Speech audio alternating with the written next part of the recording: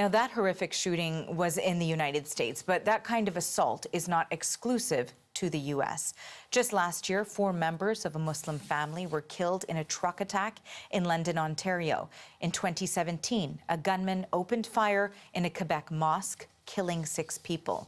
So, to consider our response to what happened in Buffalo, I do want to bring in Huda Idress. She is a commentator whose work has appeared in Vogue magazine, Toronto Life, and CBC News, among other places. Welcome. Thanks, Arti.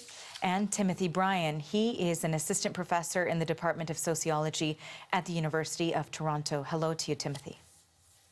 Hi, Arti. Now, your research includes policing of hate crime, race, and racism. I want to welcome you both to the program. Thanks for making time for us. And I want to begin with a tweet that was posted by a former Liberal cabinet minister, Catherine McKenna. Here is in part what it says. I'm feeling very fortunate to live in Canada, a diverse and tolerant country that values freedom while respecting human rights. We aren't perfect, and building our country is an ongoing project, but I wouldn't choose anywhere else. So, Huda, I do want to start with you. What was your reaction to that tweet following this, as we've heard from police, this racially motivated mass shooting in Buffalo, New York?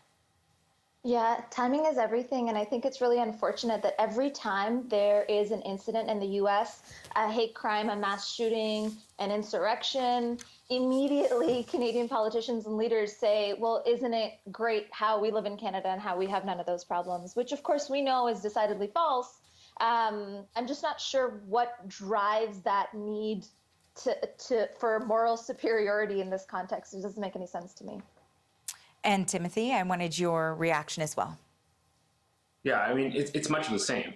The unfortunate thing about the way conversations happen, all too often in this country when incidents, like the ones that we've seen so dramatically in the United States occur is, to assume that what happens in the United States is a quintessentially American problem and that it is, the fringes of society.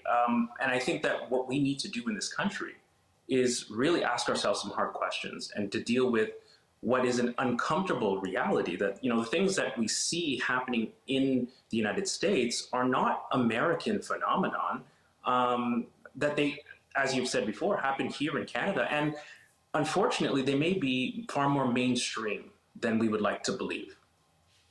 Now, Huda, I wanted to ask you, certainly the timing, as you mentioned, of the tweet didn't sit well with many people who came across it. But there's also the danger, the concerns that arise from tweets like that in terms of not shedding a light on the issue, as you've both mentioned, that does exist in this country.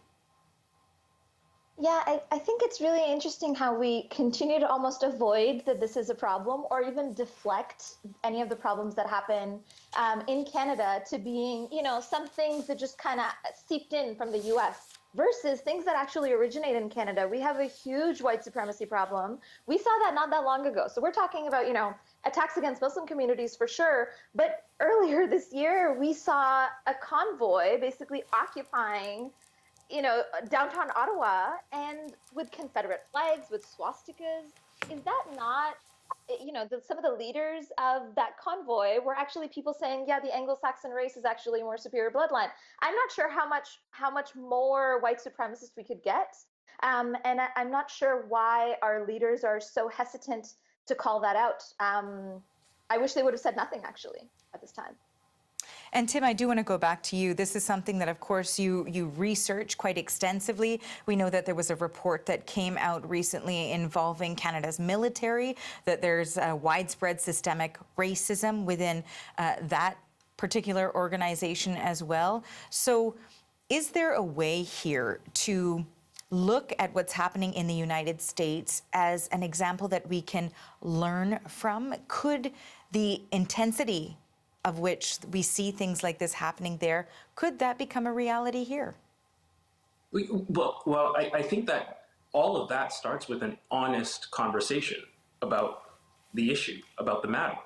And I think that, unfortunately, all too often, we're not quite at the place where we're able to have those honest conversations. I think what ought to happen is that we should look at, the incidents that occur in the United States or elsewhere, and and look at ourselves in the mirror as a result of that, not to sort of pat ourselves on the back. And we can't, begin to make the kinds of changes that I think are necessary if we don't correctly identify the problem. How is it that we can continue to say that these issues aren't Canadian problems when as what's already been said, just a few years ago, months ago, we have seen on full display many of the same things occurring in this country. And so we're not going to get to a place of actually addressing it or responding to it if we're not speaking honestly about the issue and about the reality.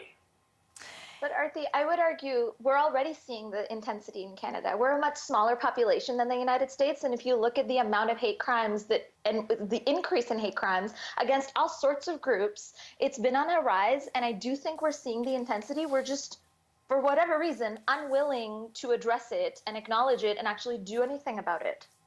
And, to your point, I do want to mention here the number of police-reported hate crimes in Canada increased 37% in 2020, according to some recent figures. So you are right to that point that there have been documented more cases of hate crimes, increase of 37%. That was at least one report. I do want to ask both of you as well. We started this conversation looking at a tweet from a former politician, and so maybe, Tim, I'll go back to you first, and then Huda, I'll go to you. What role does social media play in all of this?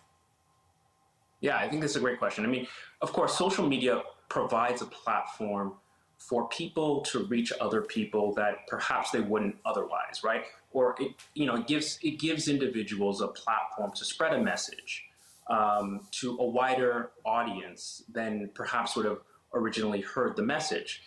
Well, that's true, and I think that we do need to have serious and important conversations about social media. I think there's a danger in attributing, the cause of these incidents to social media, right? Social media doesn't create a desire to hate others. It doesn't create a desire to buy firearms and to walk into a mosque, a church, or a grocery store and kill people, right? And so we have to, I think social media plays a huge role, but we have to be careful in how we talk about it. Because in talking about the role of social media incorrectly, it may lead us down to another path where we find another way of excusing, of seeing past the real issues, I think, that are at the center of this entire matter. So scapegoating of digital media when really the source of the problem is elsewhere. It is a platform that can amplify a message. So Huda, I did want to go to that topic for you too. But finally, I also wanted to tack on a little extra question in terms of whether or not you think we're seeing a bit of a regression, whether it's in the past few years, the past decade, of where race relations stand. That's a really good point, and I think you're absolutely on the money there. There was a period of time where everybody was, taking a knee, agreeing with doing certain things almost as a performative activism for race relations, and now we've almost gone back where people like Leaders of Freedom Convoy are saying, yeah, you know what, we do need the white race to be more successful than any other race, very blatantly in some media. So I do think there's been huge divisiveness, and I think our leaders play a huge role in that. So how are we normalizing everything that's happening on social media, and how are we governing it? So there's a lot of policing that goes on in our communities. And when it comes to certain minority groups, and we know this, Black people in Toronto and in Canada and elsewhere are way more likely to get stopped. They're way more likely to get carded. They're more likely to get searched. Same thing on airports and in travel arenas as well. But how are we looking at how, for example, white supremacist groups like Proud Boys are organizing on the internet? How, the van attack that happened, which was very specifically part of a group of, incels kind of almost touting that this was their hero. How do we tamper that, and how do we police that instead of overly policing the communities that frankly are already in a much less powerful situation? So I do think social media plays a big role. I do think our leaders and what they post on social media and the timing of that plays a big role. I think there's a huge angle of normalizing it. We know that there are federal leadership candidates who were literally out there taking photos with the Freedom Convoy protesters. And we have a sitting premier who took photos with the Proud Boys. Like, this is not something that is new at all, but we have been normalizing it. And all of this is available for people to see. There's receipts that the internet has. And I think we can do way better. We can use social media for better. I have to leave this conversation there, but thank you both so much. It's an important topic to cover. So that was commentator Huda Idress and University of Toronto professor Timothy Bryan. Thank you to you both.